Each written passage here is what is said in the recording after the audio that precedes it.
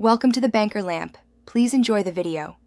In this video, I will explain how to safely set up an oxygen cylinder at home. Your safety is our top priority, so let's begin with crucial precautions. Always ensure your oxygen cylinders are stored upright and firmly secured, preventing any accidental falls. Keep them at least 10 feet away from any heat sources or open flames. Remember to post "no smoking" signs prominently, and never use petroleum-based products, alcohol, or aerosol sprays near your oxygen equipment. Before we connect anything, let's identify the essential components: your oxygen cylinder, the regulator, and your oxygen delivery device, like a nasal cannula or mask. Make sure the cylinder is securely placed in a stand or cart. Always inspect the regulator for a clean, undamaged sealing washer. This is vital for a proper seal.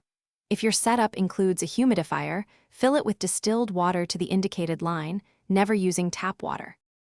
Now, let's connect your oxygen system.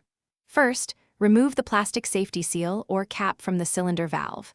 Carefully align the regulator's pins with the corresponding holes on the cylinder valve, then hand tighten the T-handle until it is secure. Next, use the cylinder wrench to slowly turn the cylinder valve counterclockwise by at least 1/2 turn or 1 full turn to open it. Finally, attach your oxygen tubing and nasal cannula or mask to the regulator's outlet port.